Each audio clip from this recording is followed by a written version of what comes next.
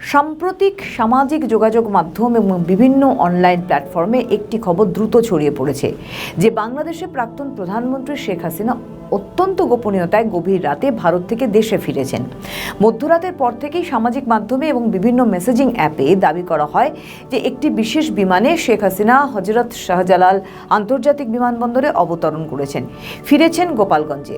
কিছু পোস্টে একটি অস্পষ্ট ভিডিও যুক্ত করে হাসিনার দেশে ফেরার মুহূর্তকে তুলে ধরা হয়। মুহূর্তের মধ্যে সেই তথ্য ভাইরাল হয়ে যায় এবং হাজার হাজার মানুষ তা শেয়ার করতে শুরু করে। যদি এই খবরে কোনো সত্যতা যাচাই করেনি নিউজ বর্তমান। সংশ্লিষ্ট বিভিন্ন সূত্র এবং বিমানবন্দরের দায়িত্বশীল কর্মকর্তাদের সাথে যোগাযোগ করা হলে তারা এই তথ্যকে সম্পূর্ণ ভিত্তিহীন ও গুজব বলেই উড়িয়ে দিয়েছেন। আমাদের নতুন পেজ সাবস্ক্রাইব করুন আরও বাংলাদেশের খবর পেতে। বাংলাদেশ ভারত সম্পর্কে সমীকরণে বইছে উত্তাল হাওয়া।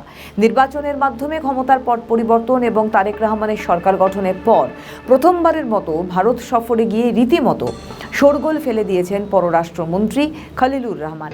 একদিকে প্রাক্তন প্রধানমন্ত্রী শেখ হাসিনাকে দেশে ফেরানোর জোরালো দাবি, অন্যদিকে আওয়ামী লীগ নিষিদ্ধের বিল।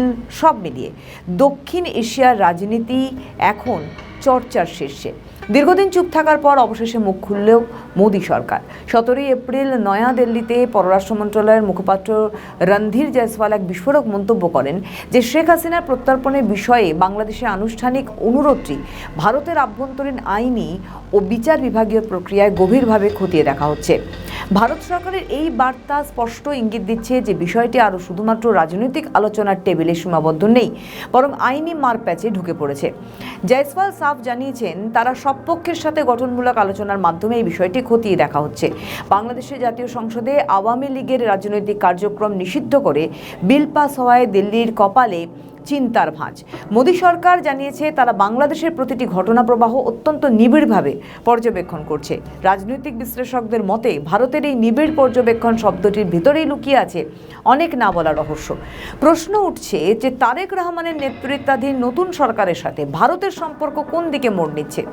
ভারতের পররাষ্ট্রমন্ত্রী এস জয়শঙ্করের সাথে খলিলুর রহমানের একান্ত বৈঠকে উঠে এসেছে দ্বিপাক্ষীয় অংশীদারিত্ব গভীর করার প্রস্তাব। টানটান উত্তেজনা রয়েছে, তবুও দুই দেশেই চলছে সম্পর্কের সুতো যেন না ছেড়ে তার ব্যবস্থা। বাংলাদেশের অন্তর্বর্তীকালীন সরকার তাকে 2024 সালে জুলাই আগস্টে গণঅভ্যুত্থানে হত্যার ঘটনায় অভিযুক্ত করে আন্তর্জাতিক অপরাধ ট্রাইব্যুনাল থেকে গ্রেপ্তারি পরোয়ানা জারি করা হয় হাসিনার বিরুদ্ধে এবং তার প্রত্যর্পণের জন্য ভারতের ওপর কূটনৈতিক চাপ বৃদ্ধি করছে তারেক সরকার। এমন পরিস্থিতিতে তার ফিরে আসা কূটনৈতিকভাবে কিন্তু অসম্ভব। বর্তমানে শেখ হাসিনা ভারতে নির্বাসিত জীবনযাপন করছেন। 2024 সালের অগাস্টে দেশত্যাগের পর থেকেই শেখ হাসিনাকে ঘিরে বিভিন্ন সময় সামাজিক মাধ্যমে বিভিন্ন খবর ছড়িয়ে পড়েছে। বিশেষ করে 2025 সালে জুলাই মাসে গোপালগঞ্জে আওয়ামী লীগ সমর্থক ও আইন শৃঙ্খলা বাহিনীর মধ্যে বড় ধরনের সংঘর্ষের ঘটনার পর এ ধরনের গুজবের প্রকোপ বাড়ে। তৎকালীন সেই সহিংসতার সময় শেখ হাসিনার অডিও বার্তার মাধ্যমে কর্মীদের প্রতিরোধ গড়ে তোলার আহ্বানেও বিভিন্ন জল্পনা তৈরি হয়। বিশ্লেষকদের মতে এই ধরনের খবর আওয়ামী লীগের সমর্থকদের মনোবল ধরে রাখার একটা মনস্তাত্ত্বিক কৌশল। এছাড়া বর্তমান সরকারের মধ্যে অস্বস্তি সৃষ্টি করা।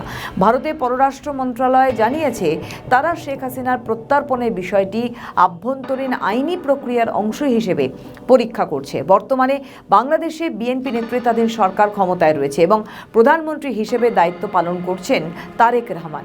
শেখ হাসিনাকে আন্তর্জাতিক অপরাধ ট্রাইব্যুনালে মৃত্যুদণ্ড প্রদান করায় বর্তমান সরকার ভারত থেকে তাকে প্রত্যাবর্তনের জন্য জোরালো দাবি জানাচ্ছে।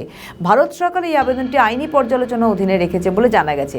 বিশ্লেষকদের মতে গোপালগঞ্জ বা হাসিনার নিজের শহর টুঙ্গিপাড়ায় ফিরে আসার খবরটি সত্যতা নিয়ে অনেক প্রশ্নই রয়েছে। জুলাই 2025-এ গোপালগঞ্জে অশান্তির পর থেকে সেখানে নিরাপত্তা অত্যন্ত জোরদার এবং শেখ হাসিনার জনসমক্ষে আসা বর্তমানে আইনি ও রাজনৈতিকভাবে অত্যন্ত ঝুঁকিপূর্ণ। যদিও শেখ হাসিনা নিজেই গত ডিসেম্বরে জানিয়েছিলেন যে বাংলাদেশে গণতান্ত্রিক পরিবেশ ও স্বাধীন বিচার বিভাগ পুনরুদ্ধার না হওয়া পর্যন্ত তিনি ফিরবেন না। আমাদের ভিডিও ভালো লাগলে লাইক ও শেয়ার করুন। কমেন্ট সেকশনে আপনাদের মতামত জানান। আরও ভিডিও পেতে আমাদের চ্যানেলটিকে সাবস্ক্রাইব করুন এবং প্রতি মুহূর্তে খবরের আপডেট পেতে প্রেস করুন বেল আইকন।